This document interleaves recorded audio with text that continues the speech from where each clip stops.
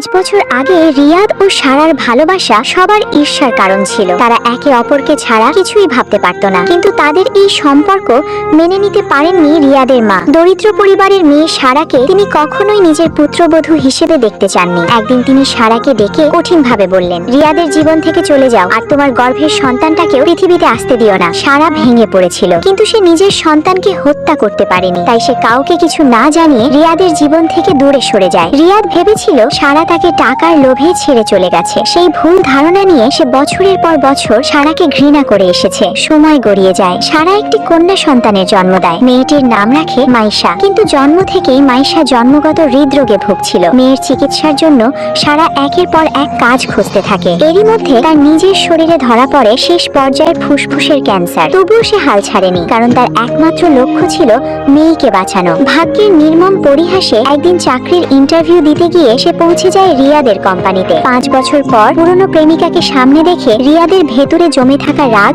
আবার জেগে ওঠে। একদিন অফিসে সামান্য একটি বিষয়কে অজুহাত বানিয়ে সে সারাকে প্রবল বৃষ্টির মধ্যে হাঁটু গেড়ে দাঁড়িয়ে থাকতে বাধ্য করে। ঝুম বৃষ্টি পড়ছে, সারার শরীর কাঁপছে, কাশি থামছে না, কিন্তু সে দাঁড়িয়ে আছে কারণ তার মেয়ের অপারেশনের জন্য টাকার দরকার। দূর থেকে রিয়াদ তাকিয়েছিল। সারার অসহায় অবস্থা দেখে তার মন নরম হয়ে এসেছিল। সে এগিয়ে যেতে চেয়েছিল, কিন্তু 5 বছর আগে সারার চলে যাওয়ার দৃশ্য মনে পড়তেই সে আবার কঠোর হয়ে যায়। অবশেষে সে সারার সামনে গিয়ে দাঁড়ালো। এত বৃষ্টির মধ্যে এখানে কি করছো? তোমার সেই ধনী লোকটা কোথায়? সে কি তোমার চিকিৎসার খরচও দেয় না, নাকি আমাকে করুণা করতে বাধ্য করার জন্য এসব নাটক করছো? সারা কষ্টে কাশতে কাশতে চুপ করে রইল। রিয়াদ আবার বলল, 2 মিনিট কাশলেই কি আমি বিশ্বাস করব তুমি অসুস্থ? সবাই তোমার মতো অভিনয় করতে পারে না। কিছুক্ষণ নীরব থাকার পর সারা ধীরে বলল, রিয়াদ, আমার রোগ আর ভালো হবে না, আমি আর বেশি দিন বাঁচবো না। রিয়াদ ঠান্ডা গলায় বলল, তাতে আমার কি? সারা চোখের পানি লুকিয়ে বলল, আমি শুধু একটা অনুরোধ করতে চাই, যদি আমাদের সন্তান বেঁচে থাকতো। কথা শেষ করার আগেই রিয়াদ রেগে উঠল, চুপ, তুমি তো বলেছিলে সন্তানটাকে নষ্ট করে ফেলেছো। আর যদি সে বেঁচেও থাকতো, আমি নিজেই তাকে ধ্বংস করে দিতাম, কারণ আমি তোমার সঙ্গে এই পৃথিবীতে কোনো সম্পর্ক রাখতে চাই না। সারার বুকটা মোচড় দিয়ে উঠল, কারণ সে জানতো যে সন্তানের কথা রিয়াদ বলছে সেই সন্তানই আজ বেঁচে আছে। ঠিক তখনই হাসপাতাল থেকে ফোন আসে, মিস সারা, আপনার মেয়ে মাইশার হার্টের সমস্যা আবার গুরুতর হয়েছে, তাকে দ্রুত অপারেশন করতে হবে, না হলে যে কোনো সময় বিপদ হতে পারে। ফোন শুনে সারা চোখের পানি মুছে বলল, মা, আমি এক্ষুনি আসছি, তুমি ভালো মেয়ে হয়ে নার্স আপুর কথা শুনবে। এদিকে রিয়াদও সেখানে পৌঁছে যায়। সে সারাকে আটকিয়ে জিজ্ঞেস করে, তোমার সন্তান কবে হয়েছে? তার বয়স কত? সারা সত্যিটা বলতে সাহস পায় না, কারণ সে জানে রিয়াদ তাকে ভীষণ ঘৃণা করে। সে মনে মনে ভাবে, রিয়াদ যদি জেনে যায় মাইশা তার মেয়ে, তাহলে হয়তো আরো ঘৃণা করবে, তাই সে মিথ্যা বলে। রিয়াদ আরো ক্ষুব্ধ হয়ে ওঠে। তার মনে হয় সারা তাদের বিচ্ছেদের পরপরই অন্য একজনের সঙ্গে সংসার করেছে। সারা কাঁদতে কাঁদতে বলে, তুমি আমাকে যা খুশি শাস্তি দাও, কিন্তু আমার মেয়ের কোনো ক্ষতি করো না। এরই মধ্যে হঠাৎ মাইশার অবস্থা খারাপ হয়ে যায়। সারা চিৎকার করে ওঠে, মাইশা, মাইশা, চোখ খোলো মা। ডাক্তাররা ছুটে আসে। পরীক্ষা করে একজন ডাক্তার বলেন, এখনো সময় আছে, দ্রুত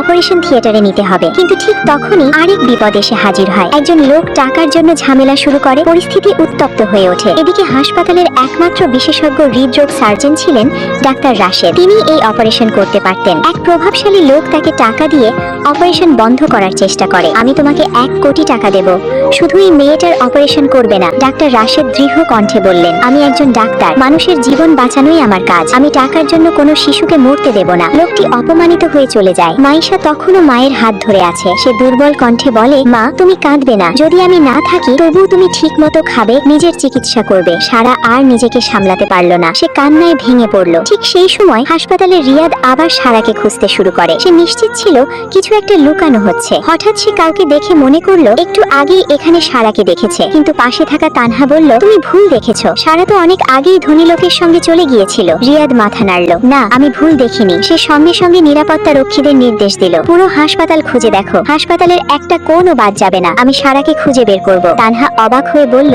আগামী মাসে তো আমাদের বিয়ে, এখনো কেন তুমি তোমার সাবেক প্রেমিকাকে ভুলতে পারছো না? আমাদের পরিবারকে কি জবাব দেবে? রিয়াদ কঠোর গলায় বলল, আমি কখনোই এই বিয়েতে রাজি হইনি। এরপর নিরাপত্তা রক্ষীরা হাসপাতালের প্রতিটি কক্ষ খুঁজতে শুরু করলো। হঠাৎ একটা স্টোর রুমের সামনে এসে রিয়াদ থেমে গেল। ভেতর থেকে যেন হালকা শব্দ ভেসে আসছিল। সে বলল, দাঁড়াও, ভেতরে কেউ আছে। তানহা দ্রুত বলল, এটা তো হাসপাতালের স্টোর রুম, এখানে আবার কে থাকবে? তুমি ভুল শুনেছো। কিন্তু রিয়াদের সন্দেহ আরো বেড়ে গেল। সে নিরাপত্তা রক্ষীদের দিকে তাকিয়ে আদেশ দিল, দরজা খোলো। স্টোর রুমের ভেতরে তখন সারা নিঃশ্বাস আটকে দাঁড়িয়েছিল। তার চোখে ভয়, মুখে অশ্রু, আর বাইরে দাঁড়িয়েছিল রিয়াদ। মাত্র একটি দরজা তাদের আলাদা করে করে রেখেছিল। সেই দরজা খুললেই 5 বছরের লুকিয়ে থাকা সত্য, ভুল বোঝাবুঝি, ত্যাগ আর ভালোবাসার সব রহস্য প্রকাশ পেতে চলেছিল।